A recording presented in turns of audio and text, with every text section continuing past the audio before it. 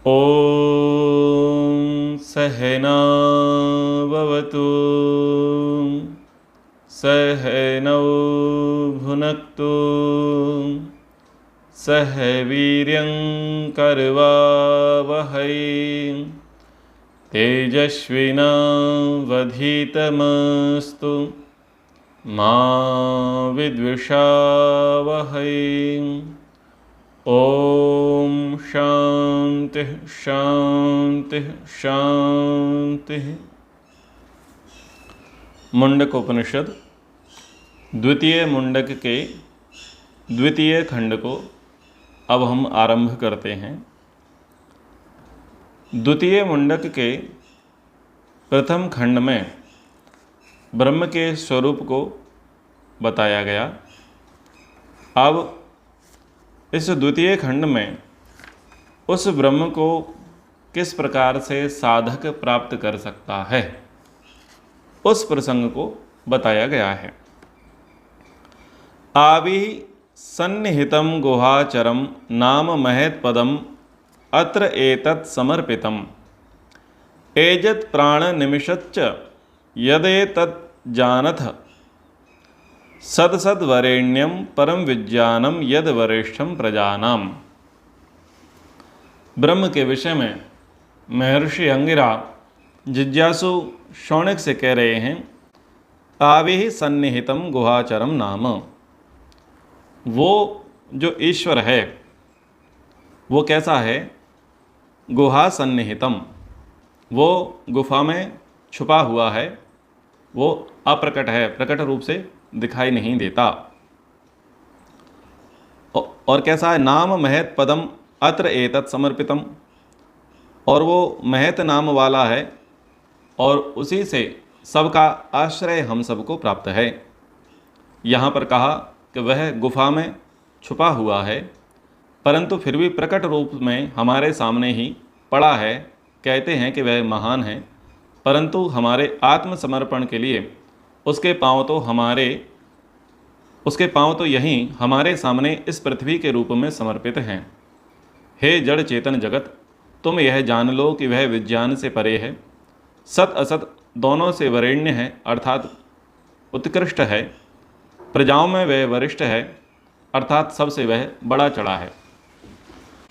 ईश्वर के विषय में बता रहे हैं कि अगर देखा जाए तो वो गुहाचरम, वो गुहाचर है, गुहा के भीतर रहने वाला है। अगर प्राप्ति करनी है तो गुहा के भीतर प्रवेश करना पड़ेगा, गुहा प्रवेश्य।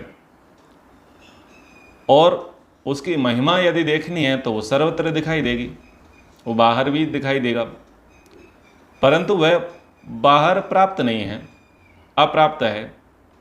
बाहर सब कृतियाँ उसकी दिखाई दे रही हैं, सब कृतियाँ उसके विषय में संकेत कर रही हैं, बता रही हैं कि वो है, लेकिन जिन माध्यमों से वो बाहर दिखाई दे रहा है उन माध्यमों के द्वारा वो प्राप्त नहीं हो सकता। अगर उसे वास्तव में प्राप्त करना है तो गुहा में प्रवेश करना पड़ेगा, यानी भीतर प्रवेश करना पड़ेगा, भीतर उसका मूल है।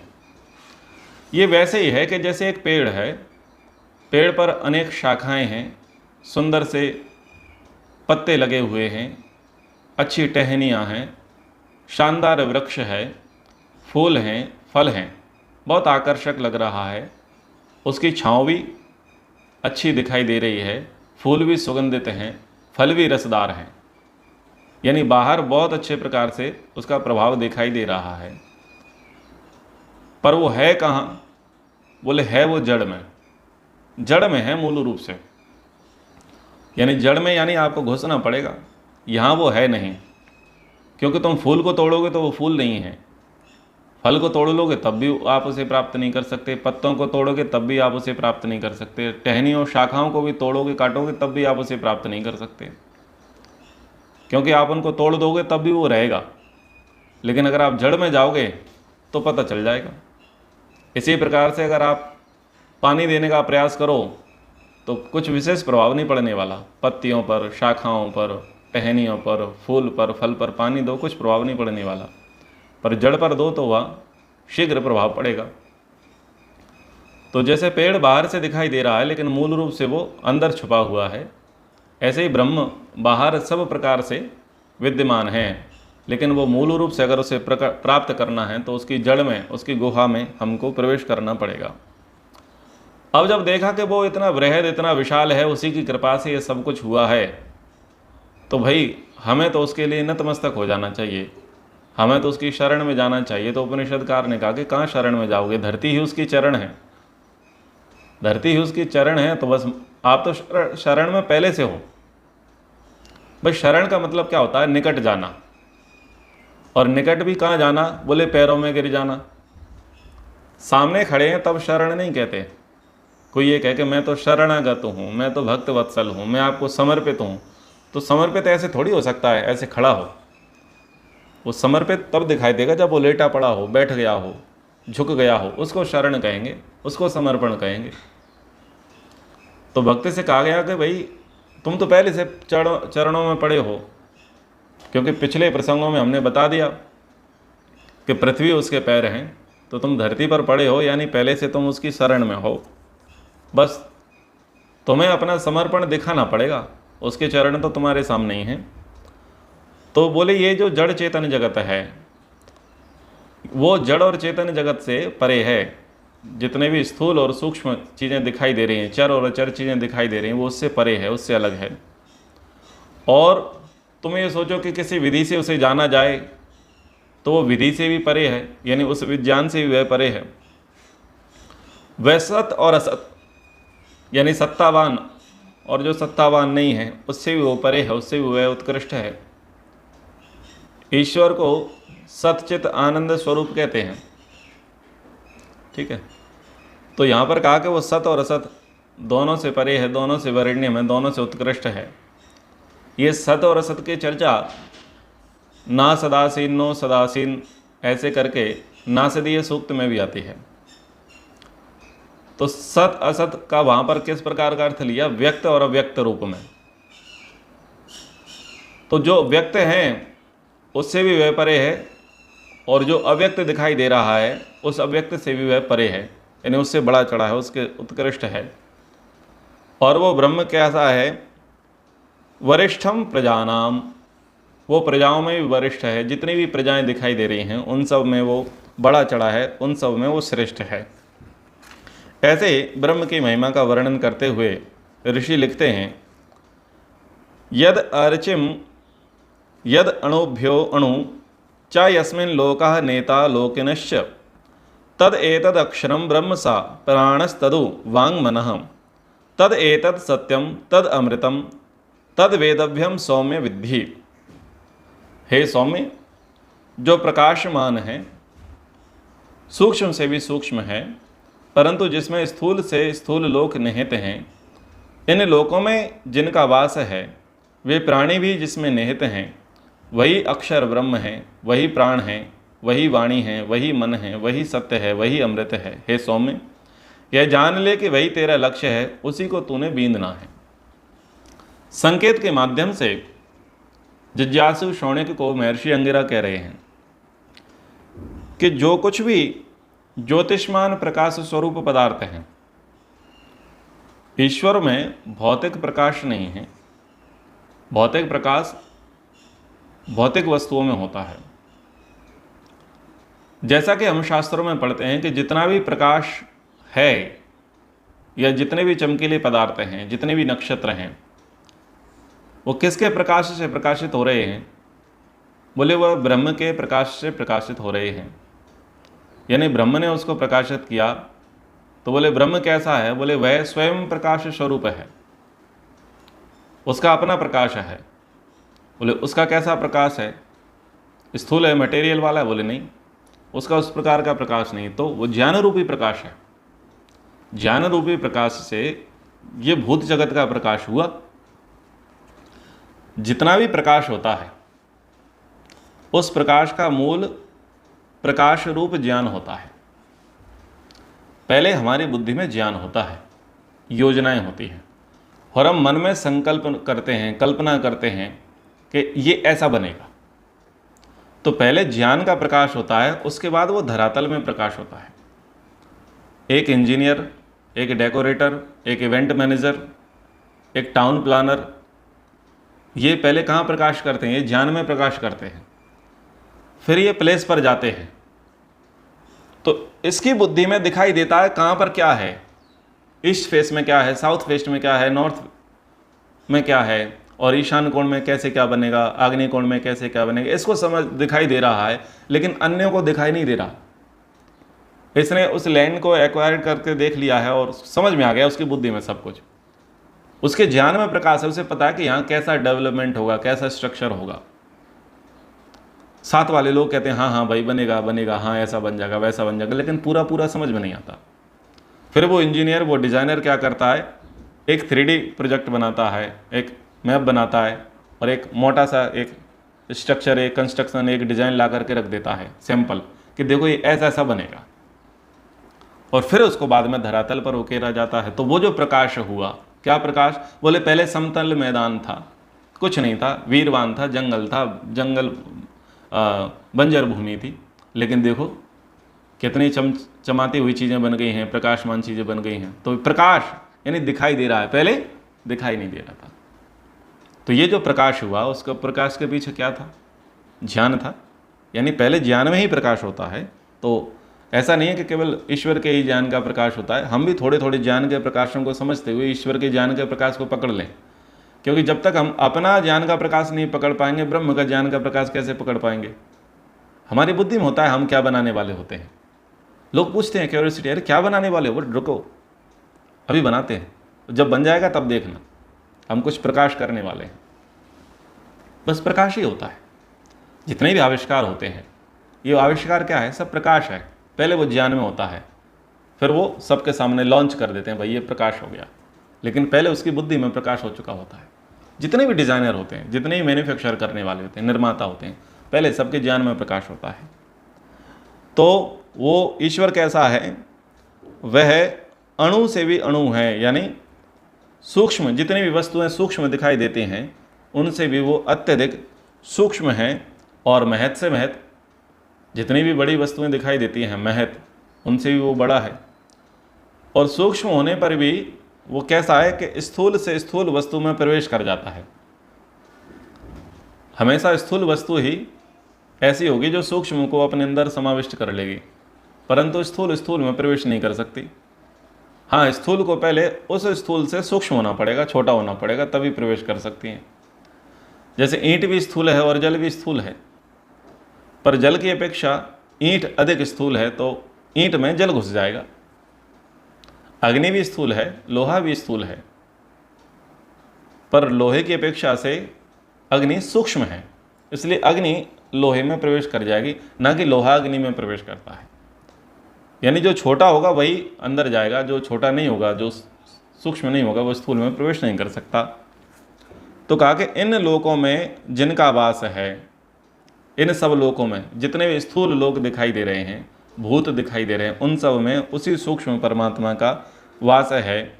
वो बोले जिसका वास है उसी को हम अक्षर ब्रह्म कह रहे हैं। यानी ये सब क्षर संसार है, ये क्षर है, इन सब क्षरों में वो अक्षर विराजमान है, और वही वास्तव में सबका प्राण है, वही सबकी वाणी है, वही सबका मन है, वही सबका सत्य है, और वही सबका अमृत है। यानी जितने भी प्राण हैं सब उसी से चल रहे हैं, जितनी भी वाणी का व्यवहार है सब उसी से चल रहा है। यानी ज्ञानेंद्रियाँ, कर्मेंद्रियाँ, उभय इंद्रिय का जो व्यवहार हो रहा है सिद्ध, वो सब उसी ब्रह्म के कारण हो रहा है। और जितना भी तुम सुख प्राप्त कर पा रहे हो इंद्रियों के माध्यम से या भूत पदार्थों के माध्यम से, उन सब का स्रोत भी वो ब्रह्म ही है, वो अमृत ही है। अच्छा, इसकी चर्चा बहुत आगे उपनिषदों में आएगी कि ब्रह्म का सुख और संसार का सुख कितना है, इसका परसेंटेज गिनाया गया है। तो आगे जब हम मुंडक के बाद मांडुक्य, ऐतरेय और तैतरेय ब्राह्मण को पढ़ने जाएंगे तो वो भी चीज़ें हमें पढ़ने को, सुनने को मिलेंगी। बहुत अच्छे प्रसंग आगे आने वाले हैं। तो कहा कि यही तेरा लक्ष्य है, जो अक्षर है, जो अदृश्य है, जो अति सूक्ष्म है, जो कण कण में विराजमान है, वही तेरा लक्ष्य है, उसे तूने बींदना है। यानी दुनिया का सबसे बड़ा टास्क है। सिम्टम्स बता दिए हैं, सिम्टम्स बता दिए, बोले तो ये सिम्टम्स को पकड़ना है। अब सिम्टम्स पर जो काम करे, संकेतों पर, लक्षणों पर जो काम करे, वो कितना बुद्धिमान होगा। एलोपैथी डॉक्टर से आयुर्वेद डॉक्टर ज़्यादा बुद्धिमान होता है। एलोपैथी डॉक्टर जो है वो कार्य पर काम करता है, आयुर्वेद का डॉक्टर कारण पर कार्य करता है। वो इसलिए करता है क्योंकि वो धार्मिक होता है। जो धार्मिक होता है उसकी बुद्धि सूक्ष्म होती है, जो अधार्मिक होता है उसकी बुद्धि उतनी सूक्ष्म नहीं होती। आयुर्वेद आयु का वेद है, ऋषि परंपरा से आता है। उसको समझने के लिए आस्तिक बुद्धि चाहिए, सरलता चाहिए, सत्वगुण की स्थिति चाहिए, श्रद्धा समर्पण चाहिए, तो भीतर घुसता है। एलोपैथी शिक्षा पद्धति में आस्तिकता की आवश्यकता नहीं है, धार्मिकता की आवश्यकता नहीं है, सदाचार की आवश्यकता नहीं है। बस 2 सिगरेट पियो, 1 बियर लगाओ और क्लास में चले जाओ, या उन्हीं को पी पा करके किसी की चीड़ फाड़ करने चले जाओ। व्यंग में ऐसा कह रहा हूँ। खैर, तो आस्तिक बुद्धि जो होगी वही अंदर जाकर के प्रवेश कर पाएगी, समझ पाएगी। तो दुनिया का सबसे बड़ा टारगेट है, सबसे बड़ा लक्ष्य है जिसे वेदना सबसे ज़्यादा कठिन है। बाहर के लक्ष्यों को वेदने में लोगों को पसीने छूट जाते हैं, वर्षों वर्षों लोग तैयारी करते हैं। अर्जुन ने वर्षों वर्षों तैयारी करी।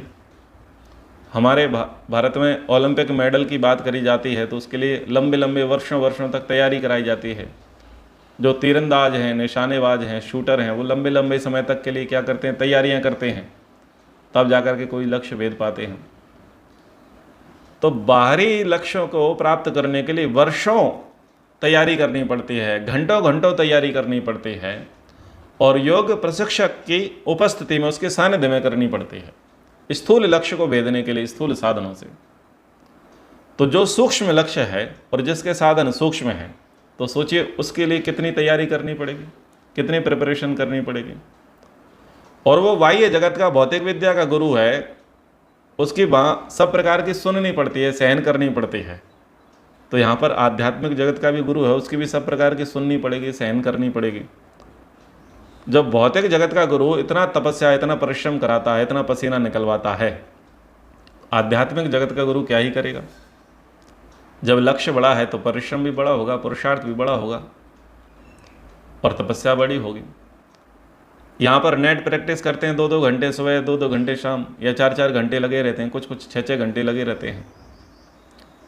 और इसके लिए कहा कि ये तो 24 घंटे का विषय है, सोते जागते उठते बैठते आपको इसी में काम करना है, तब जाकर प्राप्त होगा। सरल नहीं है। बोले कि भाई बहुत कठिन है, तो क्यों करना। कोई बात नहीं, सरल चीज़ों को कर लो, परंतु उनका फल सरल है, अल्पकालीन है। कठिन चीज़ों का फल जो है कठिन है, यानी लंबे समय तक रहने वाला है, दीर्घकालीन है। तो डिसाइड आप कर लो, आपको अल्पकालीन सुख चाहिए, दीर्घकालीन सुख चाहिए। चपरासी की नौकरी कम पुरुषार्थ में, कम पढ़ाई में, कम परिश्रम में मिल जाएगी, परंतु IAS IPS बनना हो तो उसका सुख बड़ा है, उसका रौब बड़ा है, उसका ओहदा बड़ा है, उसका सामर्थ्य बड़ा है, उसमें शक्ति बड़ी है। तो वो चपरासी वाली तैयारी से तो वो IAS IPS का पद नहीं मिलेगा ना, उसके लिए उसकी इसी तैयारी करनी पड़ेगी, योग्यता तो बनानी पड़ेगी। तो ऐसे ही अगर अमृत कोश की खोज करनी है, अमृत तत्व की खोज करनी है, अमरता की ओर आगे बढ़ना है, तो पहले सबको मारना पड़ेगा, सबकी ओर से मरना पड़ेगा, और बाह्य जगत से नाता तोड़ना पड़ेगा। क्यों? संसार से नाता तोड़ना पड़ेगा। क्यों? बोले वहाँ उसका कुछ सिलेबस है ही नहीं। हायर एजुकेशन के लिए क्या करना पड़ता है? अपना गांव छोड़ना पड़ता है, अपना जिला छोड़ना पड़ता है, अपना परिवार छोड़ना पड़ता है, सुख सुविधाएं छोड़नी पड़ती हैं हायर एजुकेशन के लिए। तो ये भी तो हायर एजुकेशन है। इसके लिए तो बोले कहा कि भाई वस्त्र भी छोड़ दो, आशाएं भी छोड़ दो, इच्छाएं भी छोड़ दो, इंद्रिय जीत बनो, मनोजीत बनो, तब जाकर के ये प्राप्त होगा। उसके लिए भी मेहनत परिश्रम करनी है, जैसे इधर करनी है वैसे उधर करनी है, इस प्रकार से। तो बोले वही तेरा लक्ष्य है और उसी को तुझे बींदना है। बींदना, भाई ये तो बींद गया, शब्द बहुत अच्छा है, हरियाणवी में भी इस शब्द का प्रयोग होता है, बिंद गया है। बिंदने का मतलब क्या है? बिंदने का मतलब है कि अब जानेगा। जब हम किसी से बोलते हैं कि भाई अच्छे ये तगड़े व्यक्ति से बिंद गया है, बिन गया, बीन गया, मतलब कि अभी तक इसने इसे जाना नहीं था, इसने फालतू में इसके साथ झगड़ा मोल ले लिया, लेकिन अब इससे फंस गया है, बिन गया है। इसका मतलब क्या हुआ कि अब ये इसे जान लेगा, अब इसे स्वयं की शक्ति का भी आभास हो जाएगा और अगले व्यक्ति कितना पावरफुल है, कितना शक्तिशाली है, कितना सामर्थ्यवान है, उसका भी इसे पता लग जाएगा। तो बिंद गया है, तो यही तो है बिंदना, यानी जानना। लोक में भी बिंदने को दूसरे अर्थ में ले लेते हैं, पर वहां भी तो हम जान ही रहे होते हैं, फंसते हैं तभी पता चलता है ना। तो बोले आप इस प्रकार से इसे जानो। बोले प्रभु साधन बताओ, आपने लक्ष्य बता दिया है कि ब्रह्म को वेदना है, अक्षर ब्रह्म को वेदना है, टारगेट करना है, तो साधन बताओ कैसे कैसे बीनूं। कहा कि धनुर्गृहीत्वा औपनिषदम महास्त्रम सराहि उपसानिशितम संधीत आयम तद भावगतेन चेतसा लक्ष्यम तद एव अक्षरम सौम्य विद्धि। बोले अच्छा बीनना चाहते हो ब्रह्म को? बोले हाँ। बोले ठीक है, धनु गृहीत्वा, धनुष को ग्रहण करो। लक्ष्य को भेदना है तो क्या करना पड़ेगा? धनुष ग्रहण करना पड़ेगा, धनुष ग्रहण करो। बोले ठीक है, फिर? बोले शर संधान करो, तीर को खींचो। बोले फिर? बोले सामने लक्ष्य दिखाई दे रहा है, बीन दो। बोले दिख ही तो नहीं रहा, बीने कैसे? तो यहां पर धनुष अलग है, यहां पर तीर अलग है, और साधन अलग है, और लक्ष्य भी अलग है। यानी यहां का धनुष भी अदृश्य है, यहां का तीर भी अदृश्य है, यहां वेदने वाला भी अदृश्य है, और जो वेदा जाएगा वो भी अदृश्य है। कुछ भी फिजिकली नहीं है, सब कुछ इंटरनल है, लेकिन फिजिकल से इंटरनल चीजें बताई जा रही हैं।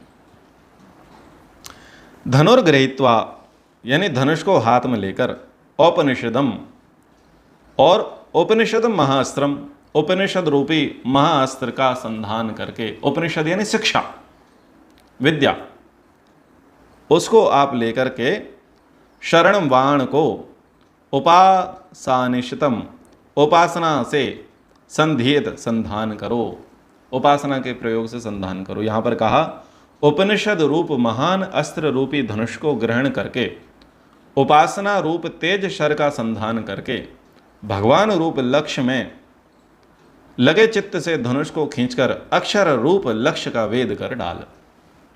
ये कम प्रसिद्ध वचन है, इससे अधिक प्रसिद्ध वचन आगे आएगा, पर शब्दावली का अंतर है, शब्दावली का अंतर है।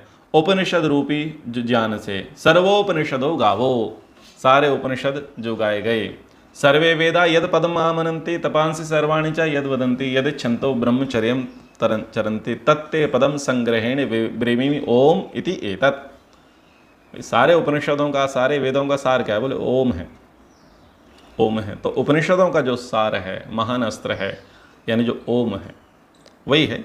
तो धनुष को ग्रहण करके उपासना से सर को संधान, सर यानी बाण, उपासना से तीखा कर ले अपने बाण को संधान करके, और भगवान रूपी लक्ष्य को आत्मसात करते हुए और चित्त से धनुष को खींच करके, यानी एकाग्रता के माध्यम से तू क्या कर?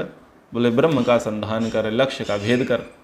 इस बात को बहुत रोचक तरीके से कहा, जैसे कहा गया ना, आत्मानम रथिनम विद्धि शरीरम रथमेव तो बुद्धिम तो सारथिम विद्धि मनः प्रग्रहमेव च इंद्रियाणि हयानाहुर विषयांस्ते सुगोचरान आत्मेन्द्रिय मनोयुक्तम भोक्ते त्याहुर मनीषिणः। एक रथ के माध्यम से एक अंतर्मन की यात्रा बताई गई। आत्मा कौन है, मन कौन है, बुद्धि कौन है, इंद्रियां कौन है, इंद्रियों का विषय कौन है, कर्ता और भोक्ता किस प्रकार से है, एक बाहर का उदाहरण दिया गया। इसी प्रकार से यहाँ पर एक धनुषधारी, एक तीरंदाज का उदाहरण दिया गया कि धनुर्धारी दिखाई दे रहा है, तीर उसके हाथ में है, तरकश है, वाण है, लक्ष्य वेद रहा है, लेकिन यहाँ पर स्थितियाँ दूसरी हैं। प्रणवो धनु सरो ही आत्मा ब्रह्म तद लक्ष्यम उच्यते अप्रमत्तेन वेदभ्यम सर्वतन्मयो भवेत। प्रणवो धनु, धनुष कौन है तुम्हारा? बोले प्रणव है। प्रणव उद्गीत ओम, अलग अलग प्रकार से इन शब्दों को कहा गया है। कहीं पर ओम के स्थान पर प्रणव शब्द का प्रयोग है, कहीं पर ओम के स्थान पर ब्रह्मनाद का उपयोग किया गया है, और कहीं पर उद्गीत। तो उद्गीत शब्द का प्रयोग सामवेद में मिल जाता है और प्रणव शब्द का प्रयोग ऋग्वेद आदि में मिल जाता है। और प्रणव शब्द बहुत प्रसिद्ध है, प्रचलित है, नामकरण में लिखे जाते हैं और आरतियों में हम सब गाते हैं, प्रणवाक्षर के मध्य ये तीनों एका। तो प्रणव यानी ओम। तो प्रणव ओम रूपी क्या है आपका? बोले धनुष है। यानी यहाँ पर जो कहा उपनिषद का जो ज्ञान है, उपनिषद का ज्ञान, उपनिषद का सार क्या है? बोले ओम है, ब्रह्म है। तो यहाँ पर कहा प्रणव धनो, प्रणवो धनो हूँ। धनुष क्या है? ओम का रूप धनुष है। और आत्मा शर है, शर यानी तीर है, शर आत्मा तीर है। ओम धनुष है, आत्मा तीर है।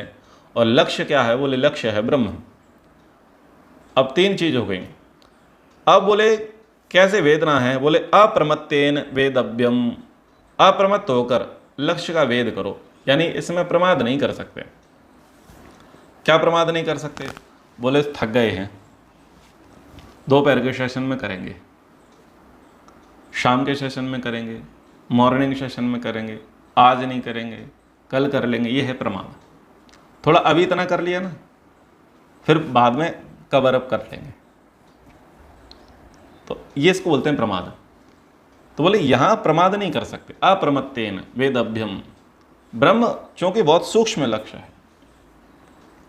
अभी एक बहुत बड़ा टारगेट जब दे दिया जाता है तो वहां पर क्या कहा जाता है कि आप प्रमाद नहीं कर सकते, एनी हाउ कंडीशन आपको अचीव करना पड़ेगा। जब कुछ विशेष टास्क दिया जाता है तो वहाँ प्रमाद के लिए निषेध कर दिया जाता है। बोले आप 72 घंटे तक सोओगे नहीं, आपको खोज करके लाना है, आकाश पाताल कहीं से भी लाओ, खुद के लाओ।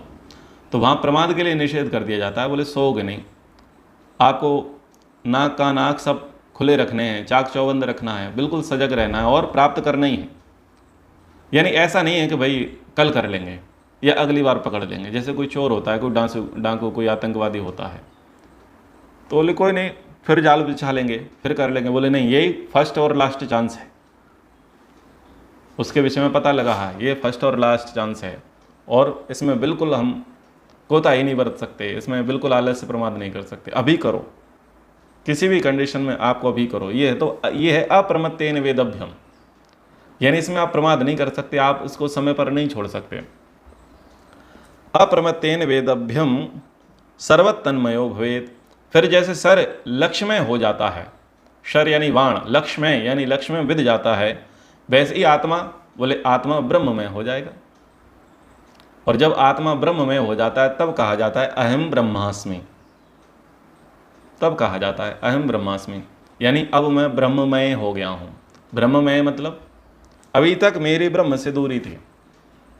हालांकि ब्रह्ममय तो सब है, ब्रह्ममय सब है, क्योंकि सब जगह सर्वम खलु इदम ब्रह्म।